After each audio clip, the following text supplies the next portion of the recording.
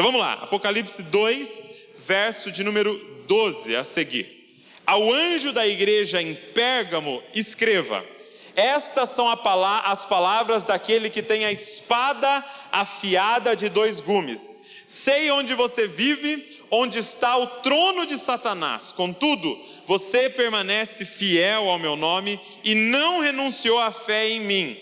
Nem mesmo quando Antipas, minha fiel testemunha, for morto nessa cidade onde Satanás habita. No entanto, tenho contra você algumas coisas. Você tem aí pessoas que se apegam aos ensinos de Balaão, que ensinou Balaque a armar cilada contra os israelitas, induzindo-os a comer alimentos sacrificados a ídolos e a praticar imoralidade sexual. De igual modo, você tem também os que se apegam aos ensinos dos nicolaítas. Portanto, arrepende-se, senão virei em breve até você e lutarei contra eles com a espada da minha boca. Aquele que tem ouvidos para ouvir, ouça o que o Espírito diz às igrejas. Ao vencedor darei do maná escondido. Também lhe darei uma pedra branca com um novo nome nela escrito, conhecido apenas por aquele que o recebe. Feche seus olhos.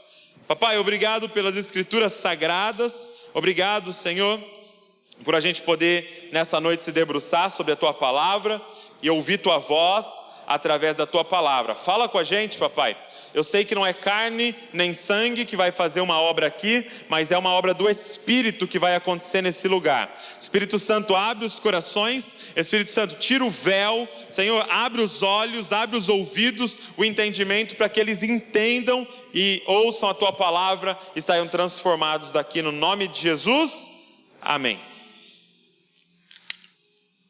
Então nós vamos ver aqui a igreja que estava em Pérgamo. Pérgamo, gente, era uma cidade bastante importante.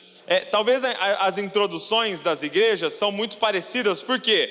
Porque os apóstolos, eles eram extremamente estratégicos. Eles foram para os centros culturais, os centros econômicos da sua época, para plantar igrejas. Porque eles sabiam que plantando uma igreja ali, isso ia se espalhar por toda parte. Então você vê que Éfeso e Esmirna eram cidades portuárias, onde havia porto. Então, não tinha Facebook, não tinha rádio, não tinha TV. Como é que as notícias rolavam? Nessas áreas, onde pessoas vinham de outros países, outras cidades, para fazer comércio e já ficavam sabendo de tudo que estava rolando, e aí eles pegavam essas informações e levavam para as cidades. É assim que as coisas se espalhavam naquela época.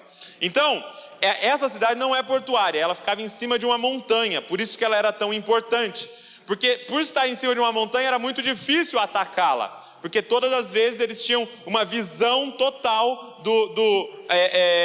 do entorno da cidade, então eles conseguiam prever ataques antes mesmo de eles acontecerem. Então eles estavam no topo de uma montanha e era uma cidade estratégica. E tinha algumas coisas muito interessantes nessa cidade. Ela era um centro cultural. Ok? Enquanto Esmirna e Éfeso era bem mais um centro econômico, rolava muito dinheiro, apesar de ser uma cidade rica, era um centro cultural. A segunda maior biblioteca do mundo em sua época ficava nessa cidade.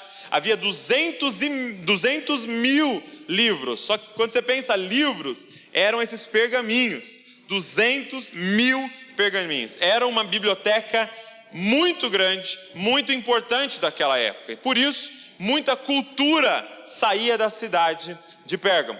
Por que chama Pérgamo? É interessante que o rei da cidade ali, né, como se fosse hoje um prefeito, ele tinha tomado uma decisão. Eu vou ter a maior biblioteca do mundo, porque perdia para Alexandria. E aí ele começou com esse plano de ter a maior do mundo. Mas por algum motivo ele brigou com o líder do Egito. E o cara do Egito que fornecia para eles papiro para fazer os livros, porque era de uma planta do rio Nilo que eles faziam papiro. E aí o cara do Egito ficou com raiva do líder de Pérgamo e decidiu que não ia mais fornecer papiro. E aí o líder em Pérgamo falou: não tem problema, nós vamos inventar um negócio aqui. E eles conseguiram começar a fazer livro com mais qualidade a partir de couro. E aí você conhece como pergaminho. Entendeu? Pérgamo criou o quê? pergaminho. Então eles criaram uma fábrica de pergaminho e depois essa tecnologia se espalhou por toda essa época e eles passaram a usar mais pergaminho até do que o papiro. E aí eles têm essa grande biblioteca, eles produziam pergaminho e eles eram esse centro cultural. Além disso, tinha lá a maior escola de medicina do mundo em sua época, então eles formavam médicos. E além dessa ser uma escola, então você imagina como hoje, uma universidade formando médicos, eles tinham, a medicina naquela época era muito envolvida e relacionada com misticismo. Então eles tinham um deus serpente. E até hoje, se você olhar o símbolo da medicina, se olhar no jaleco de um médico, o que tem lá? Uma serpente, porque é dessa época, tá? Esse deus serpente, eles entendiam que era o deus da cura. Então era envolvido espiritualidade com as técnicas de medicina. Além disso, ele tinha os spas. Eles tinham uns spas, gente, com agoterapia. Eles tinham uns spas com musicoterapia. Naquela época, já para curar as pessoas. E além disso, lá foi a primeira cidade onde eles fizeram um templo ao imperador, enquanto ele estava vivo. Eles tinham o entendimento que o imperador, depois que morresse, ele virava um deus. Mas esse imperador da época, esse César aqui da época, decidiu que ele ia virar deus, estando vivo ainda. E aí, essa foi a primeira cidade que teve a honra de construir um templo ao imperador, enquanto ele estava vivo. E as pessoas adoravam o imperador. E além disso, tinha um templo a Zeus, um grande templo a Zeus nessa cidade. E aí no verso de número 13, Jesus vai falar assim para essa cidade: eu sei aonde você vive, onde está o trono de Satanás. Por que Jesus faz essa afirmação? Você está morando aonde está o trono de Satanás. Por 3 motivos.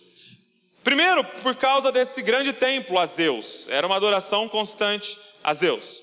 Por causa desse templo ao imperador. E por causa desse templo ao Deus da medicina, ao Deus da cura, ao Deus serpente. É interessante que era uma negação à Trindade. Era uma afronta à Trindade, porque eles entendiam que Zeus substituía o Deus Pai. Eles entendiam que o Deus serpente era o Deus da cura, o Deus dos dons, então era no lugar do Espírito Santo. E o imperador, que se considerava um filho de Deus, era uma afronta a Jesus Cristo. Então você vê que na cidade eles tinham frente à Trindade, eles faziam frente à Trindade. Mas eu creio, e estudando, que essa fala de Jesus dizendo o trono de Satanás está aí, não é exatamente por causa dessas construções. Sabe, a gente por muito tempo foi muito apegado a essa parada concreta, assim, dizendo, não passa ali porque ali é consagrado a não sei o que lá, não entra nessa casa, que se entrar nessa casa vai acontecer não sei o que, aquele templo e a gente sempre foi muito... Você lembra uma época que não podia usar a camiseta do Fido Dido? Quem foi dessa época aí? Sua avó falou, não usa fio, porque é Fido Dido, fio do diabo. Se usar, vai acontecer um negócio ruim. Eu lembro agora recente, os caras do aplicativo do Pokémon, né? Todo mundo, não, pelo amor de Deus, quer dizer demônio de bolso. Sem instalar, você vai morrer e não sei o que e tal. Então a gente tem essa questão, muitas vezes, concreta e física. Então você pode pensar, não, é por causa do templo. Tem aquele templo na cidade, então a cidade está amaldiçoada. E sim, mas não exatamente por causa do templo. Presta atenção. O que é o trono de Satanás? O que Jesus estava falando? Vocês estão numa cidade onde Satanás governa. Onde Satanás não está mais influenciando pessoas. Agora ele está governando o sistema. Muitas vezes a gente está preocupado com a construção, mas a gente ignora o sistema, a mentalidade que foi instalada numa cidade, cara. A mentalidade que foi instalada. Então você pega, por exemplo, no Japão. Nós fomos ao Japão, aí você fala assim, meu Deus, tem um templo ao Buda, não sei aonde, não pode passar lá na frente. Mas o grande problema não é aquele templo. Por exemplo, o grande problema é uma mentalidade de suicídio que tem no Japão. Onde pessoas têm locais que elas vão próprias lá para elas se suicidarem. O cara não passou no vestibular, ele se mata. O cara foi despedido, ele se mata. O cara decepcionou alguém, ele se mata. Essa mentalidade é o trono de Satanás. Por quê? Porque Satanás não está nem de pé mais trabalhando, ele já tem onde sentar. Ele já tem onde sentar e governar, porque o sistema está instalado, a mentalidade está instalada. Então Jesus está dizendo, cara, eu sei aonde vocês estão aonde Satanás está reinando. Então, por exemplo, o problema do nosso país não é Brasília, não é o Planalto. O problema é uma mentalidade que se instalou na nossa nação, um principado e potestade na nossa nação da corrupção, por exemplo.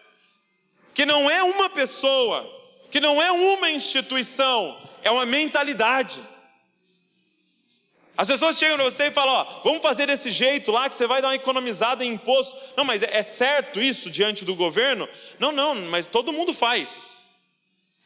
Desde quando a gente vive porque todo mundo faz?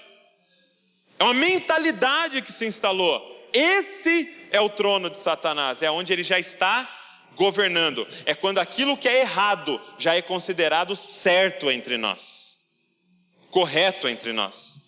E Jesus diz, eu sei aonde vocês estão, eu sei aonde eu plantei essa igreja. E ele fala assim, olha, contudo, vocês permanecem fiel ao meu nome e não renunciou sua fé em mim, nem mesmo quando Antipas, minha fiel testemunha, foi morto nessa cidade. Olha o que Jesus vai dizer. Eu sei onde vocês estão, aonde Satanás mora. Agora, vocês não negaram a fé, cara. Mesmo estando aí. E por que disso? Porque havia perseguição física, né? Se eles pegassem um cristão, eles matavam. Uma vez por ano tinha que acender incenso ao imperador e dizer que ele era o Senhor. E os cristãos diziam, não, Jesus Cristo é o Senhor, nós não vamos acender incenso nenhum. E muitos deles eram mortos, assassinados. E Antipas, que foi pastor dessa igreja por muito tempo, ele foi capturado. E a história diz que colocaram ele dentro de um bezerro de bronze e colocaram água, óleo e cozinharam ele vivo. E ele morreu queimado e cozinhado e sufocado ao mesmo tempo ali. Então isso foi um acontecimento muito dolorido para essa igreja, e mesmo com isso acontecendo, eles não negaram a fé diante da perseguição que apareceu. Sabe, gente, e isso é extraordinário. Sabe, eu não sei se você já agradeceu a Deus por viver num país que há liberdade de pregar o evangelho. Isso é maravilhoso, não é? É maravilhoso você viver num país onde você tem a liberdade de anunciar a palavra de Deus e a liberdade de pensar do jeito que você pensa. Você tem a liberdade de ter a sua opinião, você tem a liberdade de expor a sua opinião, não somente no evangelho, mas em várias outras coisas. E graças a Deus por isso. Mas alguns de nós já passou por situações, não como a de Antipas, de alguém ameaçando você ser assassinado se você não negar o nome de Jesus, mas talvez há pessoas entre nós que já perderam o emprego por causa da fé que você professa. Talvez há pessoas entre nós que já perderam amigos por causa da fé que você professa. Talvez tem pessoas entre nós que familiares não te convidam mais para ir na casa deles por causa da fé que você professa. E você não negou sua fé, cara. E você, diante daquela situação, disse, não, eu sou crente. Talvez alguns aqui perderam marido, perderam esposa, porque se mantiveram fiel à palavra de Deus e não negaram a fé. Numa escala muito menor, isso acontece com a gente. Agora, há algo muito estranho nessa igreja. E há algo estranho entre nós. Porque eu creio que a maioria aqui, diante de um embate de negar sua fé, não negaria. Confio em vocês. Quando seu patrão chegar e falar assim, ó, para de ir na igreja, senão você vai ser mandado embora. Eu sei que muitos aqui perderiam o emprego, porque manteriam sua fé em Cristo Jesus. Agora, o que eu percebo aqui que Jesus está comunicando nessa igreja é isso aqui, ó. Quando Satanás não para a igreja com uma perseguição externa, ele inicia uma perseguição interna. Porque posso falar uma coisa para você? O maior desafio não é morrer quando pedirem para você negar sua fé em um evento. O maior desafio é morrer diariamente para mim mesmo, cara. O maior desafio é quando eu, o Douglas, quero negar a fé do Douglas. E eu tenho que matar a vontade do Douglas para viver a vontade de Deus. Essa igreja, diante da perseguição, disse não, enfrentou a perseguição, mas do que aconteceu? E Satanás começa então uma perseguição interna. E olha o que o texto diz, verso de número 14. No entanto, tenho contra vocês algumas coisas. Vocês têm aí pessoas que se apegam ao ensino de Balaão. Pessoas que O que é o ensino de Balaão? É exatamente isso. Em Números 22, 23, 24, tem lá a história de Balaão. O que acontece? Balaque, que era um líder, se eu não me engano, dos amonitas, ele ia lutar contra Israel. Então ele chama um profeta, Balaão, era um profeta de Deus, e oferece uma grana para Balaão amaldiçoar Israel. Porque ele sabia que o que aquele profeta falasse acontecia. Então Balaão aceita o dinheiro, já mostrando que não é um profeta de Deus. Porque um profeta que se vende não é um profeta de Deus, é um profeta de Mamon. Mas aí ele aceita a quantia de dinheiro e ele vai. E eles sobem numa montanha, onde dava para ver o exército, dava para ver o povo de Israel. E aí Balaque fala para Balaão, vai lá, amaldiçoa os caras para eu ganhar a guerra. E aí Balaão sobe lá, pegou a grana, feliz da vida, e ele abre a boca. Quando ele abre a boca, sai bênção da boca dele. Ele estava pronto para amaldiçoar. Quando ele abriu a boca, ele começou a abençoar Israel, abençoar. Balaque ficou louco. Que isso, cara? Ele falou, não deu para amaldiçoar. Aí ele fala, não, vamos lá de novo, vou aumentar a quantia aí, toma mais dinheiro. E aí Balaão fala, não, agora eu vou amaldiçoar esses caras. Quando ele abre a boca, ele começa a bendizer Israel e abençoar Israel. E aí ele diz, se eu não me engano, na terceira vez ele diz para Balaque, não dá, aquilo que Deus abençoou não dá para nós amaldiçoar.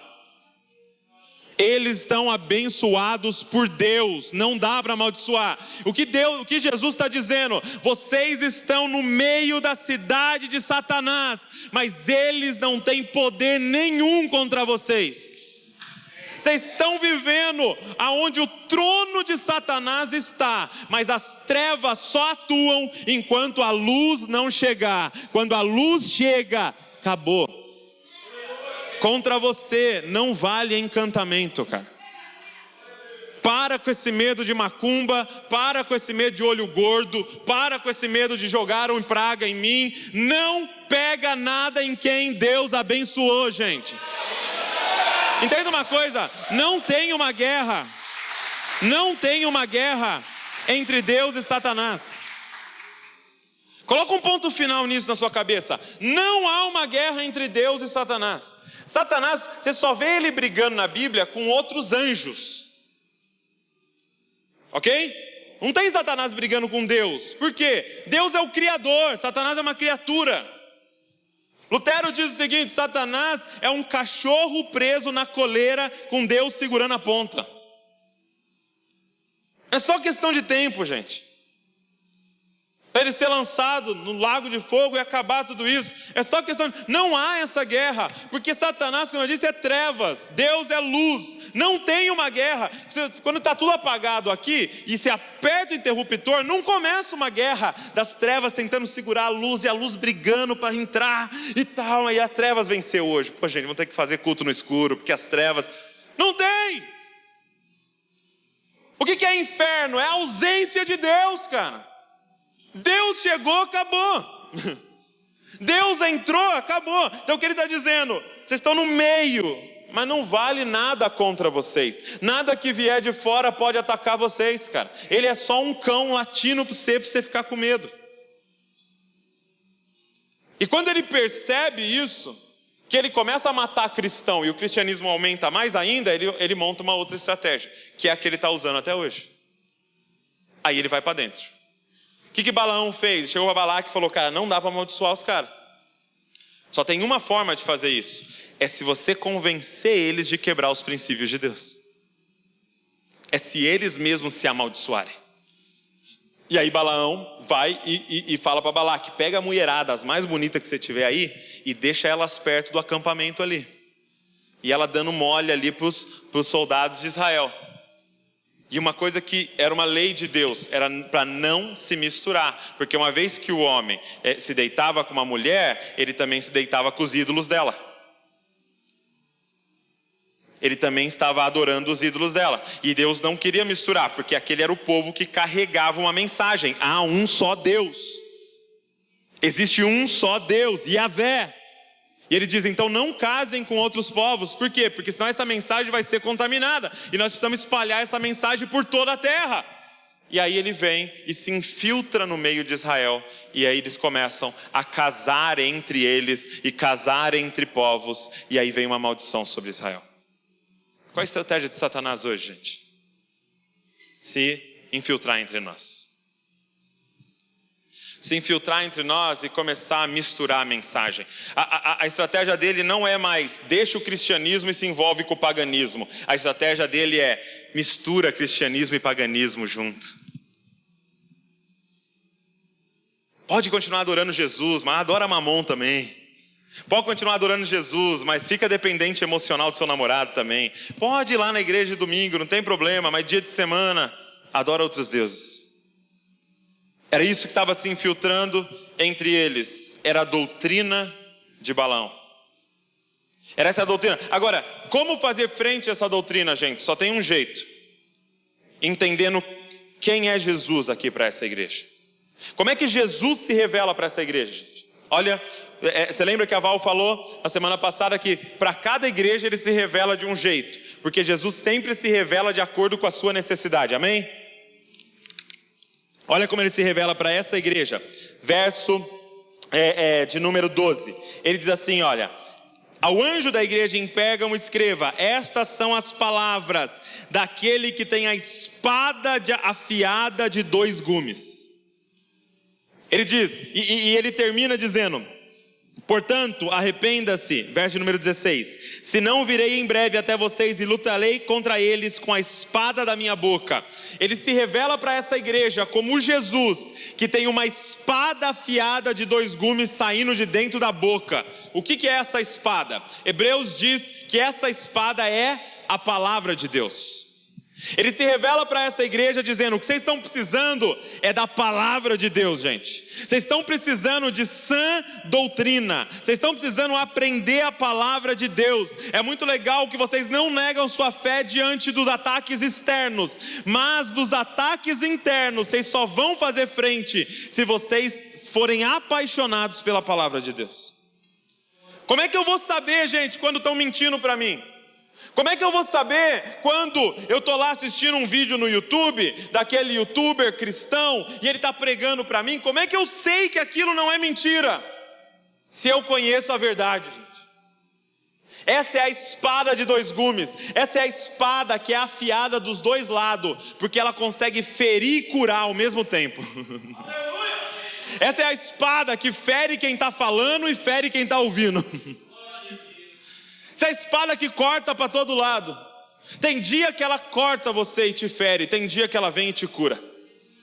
Ela fala que em Hebreus diz que ela é tão precisa que ela consegue dividir alma e espírito. Ela consegue te dizer: isso aí é sua alma, isso é o Espírito Santo está fazendo na sua vida.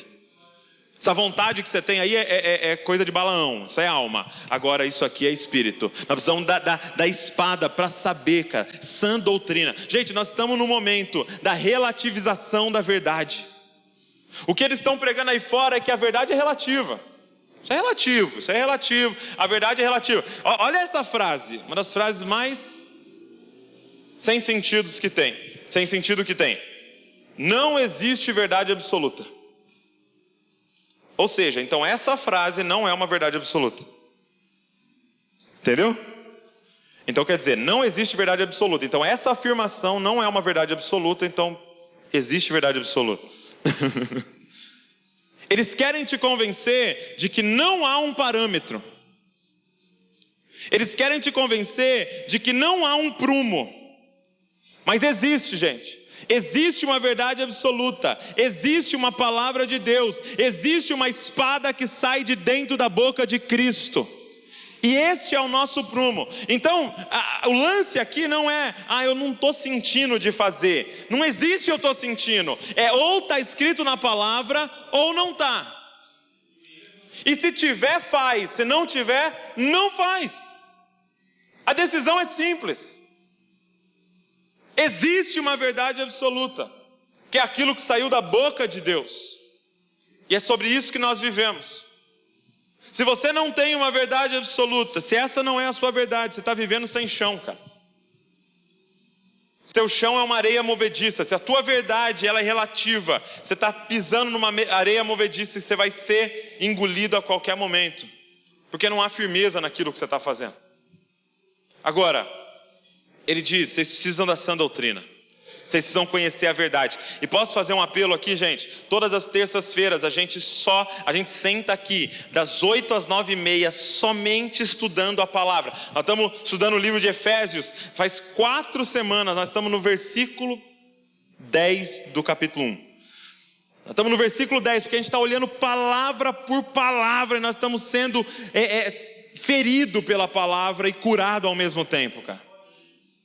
Só que todos os domingos tem quase 500 pessoas aqui, de terça tem 100.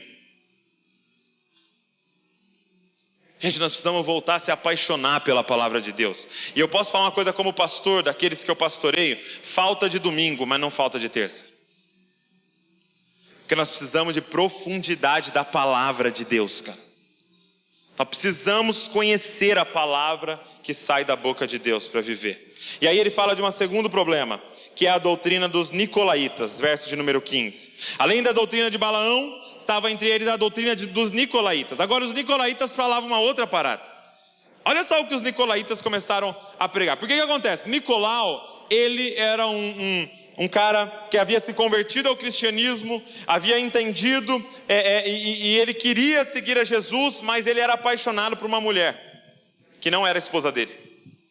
E ele tinha um relacionamento errado com essa mulher. Mas ele queria Jesus, mas ele queria essa mulher. Então ele cria uma doutrina para satisfazer a alma dele. E essa doutrina era a seguinte: de que corpo e alma, corpo e espírito são coisas separadas. Então não importa o que você está fazendo no seu corpo.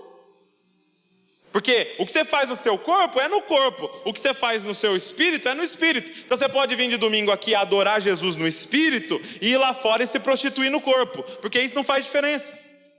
Essa era a mensagem dos nicolaítas, era uma separação. E além disso, eles começaram a pregar que quanto mais você pecar, melhor. Por quê? Porque mais evidencia a graça de Deus. Quanto mais, porque se Deus é graça, se Deus é amor, Ele vai perdoar todo mundo. Então quanto pior você for, mais perdoado você é. Então quanto mais você pecar, fizer tudo errado aí fora, se envolver com tudo que o seu corpo quer, sua mente quer aí, depois você vem e Ele te perdoa, e o amor dele é grande na sua vida. Amém? Se abraça assim, ai gostoso. Só que isso é uma heresia. Isso é uma heresia, e essa heresia, gente, está penetrando a igreja do século 21. Porque as pessoas estão achando que a graça de Deus perdoa todos os pecados e só. Que para por aí. Que como Deus é graça e Deus é amor, não importa o que eu estou fazendo, eu vou vir de domingo e Ele me aceita do jeito que eu sou, do jeito que eu estou, e tudo bem. Tem muita gente pensando assim. Agora deixa eu te mostrar, para a gente encerrar, o que é a graça de Deus. Abre aí comigo em Tito. Tito, capítulo de número 2. Você que é solteira, já fica de olho se ele vai achar Tito. Se ele achar Tito rápido, pode casar com ele.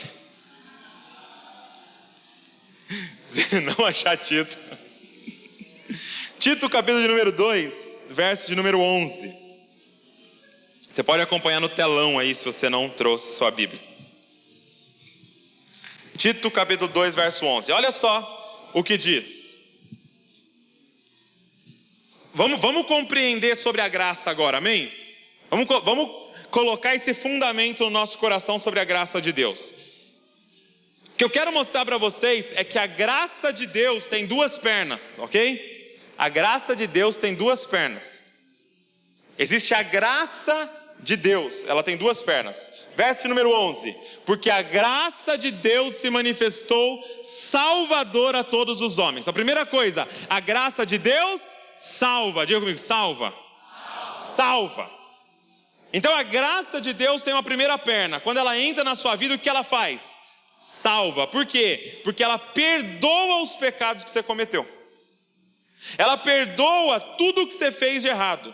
Ela te dá uma página em branca dizendo: começa de novo a sua vida. Mas eu fiz não sei o quê. Acabou. Eu perdoei, eu paguei um preço pelos seus pecados, você está salvo. Amém? Isso é maravilhoso. Agora, verso número 12: ela nos ensina a renunciar à impiedade e às paixões mundanas e a viver de maneira sensata, justa e piedosa nesta era presente. A graça de Deus, verso 11, salva. A graça de Deus, verso 12, nos ensina a andar em santidade. Presta atenção, quando ela entra, ela faz duas coisas: ela salva e te ensina a andar em santidade. Não tem como ela entrar e só salvar. Ou seja, se não está te ensinando a andar em santidade, é porque não entrou. Quem está entendendo, cara? Você precisa fazer uma revisão. Será que você teve um encontro com a graça de Deus? Porque quando ela entra, ela faz duas coisas: ela salva e te ensina a renunciar à impiedade e às paixões. Por quê, gente? Porque a graça de Deus resolve um problema: pecado.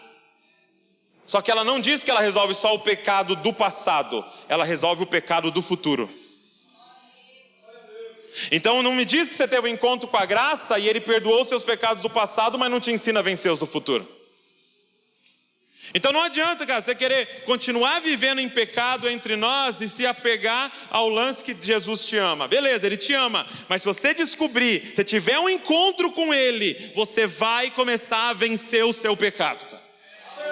Por quê? Porque pecado, gente, é uma questão de fome. Quando a mulher estava lá, a serpente chegou e falou: come. O que ela estava? Com? O problema não foi comer a fruta errada, o problema é que ela não estava comendo a fruta certa. O problema é que ela se aproximou do errado com fome. Então qual é a solução que Jesus dá? Olha aqui no verso de número 17. No verso de número 17, diz assim, olha, passa aí para mim. Aquele que tem ouvidos, ouça o que o Espírito diz às igrejas: ao vencedor darei do maná escondido. Presta atenção, o que ele está dizendo, cara? É que você precisa ter acesso ao maná de Deus. O que era o maná de Deus? O maná, não sei se vocês lembram, quando o povo estava cativo no Egito, Deus levanta Moisés, liberta o povo do Egito. Eles estão agora caminhando no deserto e agora estão com fome. O que Deus mandou? Todo dia de manhã o que acontecia? Chovia pãozinho do céu. Chovia maná, chovia esse alimento para eles. E todo dia de manhã eles saíam, estava o maná lá, e eles pegavam para o dia e eles comiam. E aí sabe o que aconteceu? Alguns tentaram pegar o maná e guardar para o outro dia. Com medo de não ter no outro dia, com medo de Deus esquecer deles no outro dia, tentaram pegar para vários dias. Sabe o que acontecia? Apodrecia. Deus estava treinando eles para confiar nele.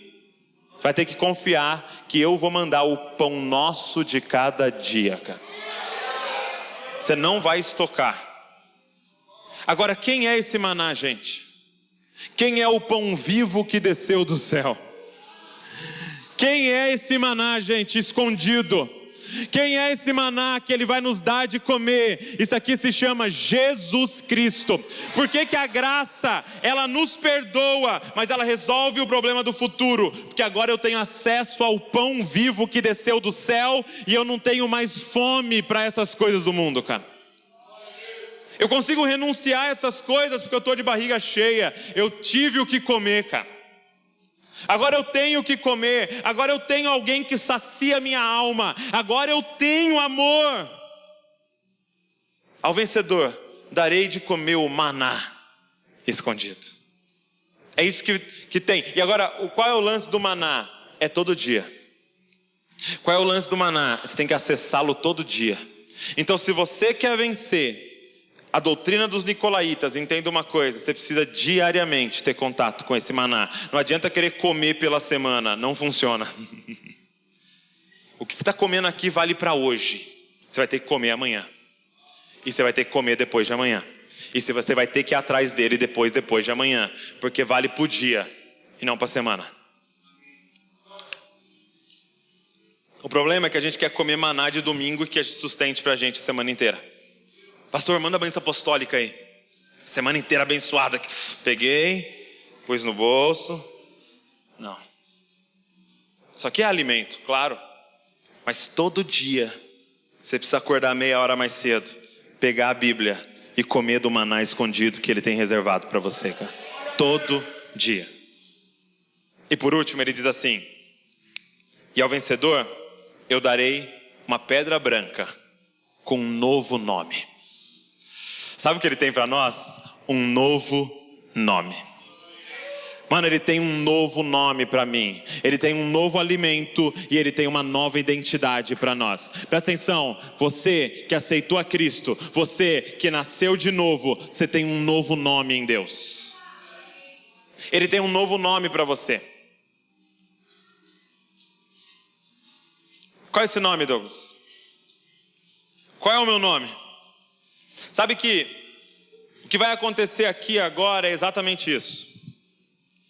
Pessoas hoje vão morrer e vão ressuscitar com Cristo, com um novo nome.